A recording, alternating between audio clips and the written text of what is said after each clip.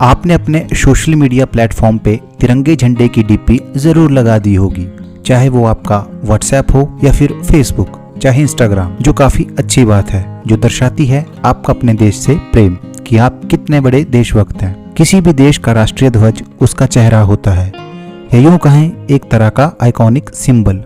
राष्ट्र को एकजुट करने वाला यह राष्ट्रीय ध्वज ही होता है। भारत की आजादी की 75वीं वर्षगांठ पूरी होने पर हर घर झंडा लहराने का अभियान चलाया जा रहा है। देश के अलग अलग हिस्सों में करोड़ों तिरंगे बनाए गए, लेकिन इसी बीच बात आती है उस इंसान की जिसने हमारे राष्ट्रीय ध्वज को डिजाइन किया था।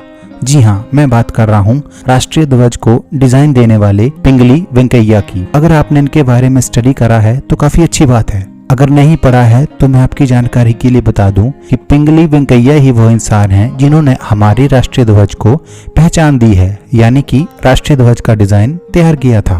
पिंगली वेंकैया का जन्म 2 अगस्त 1876 को आंध्र प्रदेश के मछलीपट्टनम शहर में हुआ था। युवा अवस्था में उन्हें ब्रिटिश भारतीय सेना के सैनिक के रूप में युद्ध के लिए दक्षिण अफ्रीका भेजा गया था। वहां जाकर उन्होंने एक चीज नोटिस की कि ब्रिटिश सैनिक राष्ट्रीय एकता भरने के लिए एक झंडे का रोल बहुत ही ज्यादा इम्पोर्टेंट है, यानी कि नेशनल फ्लैग उन्हें इंस्पायर कर रहा था, या यूं कहें कि मोटिवेट कर रहा था उन सैनिकों की एकता को आपस में जोड़ने का। इस बात से इंस्पायर्ड होकर उन्होंने भारत के लिए भी एक राष्ट्रीय ध्वज की कल्पना कर ली। वे एक ऐसे झंडे का निर्माण करना चाहते थे जो इसके इतिहास को दर्शाए और आत्मा का प्रतीक हो। इसलिए उन्होंने 1916 से 1921 तक कुछ देशों के झंडे के डिजाइनों को अध्ययन किया। 1921 में हुए भारतीय राष्ट्रीय अधिवेशन, जो कि विजयवाड़ा में हुआ था, उन्होंने महात्मा गांधी को लाल और हरा रंग के झंडे का एक डिजाइन दिखाया जो देखने में कुछ इस तरह का था।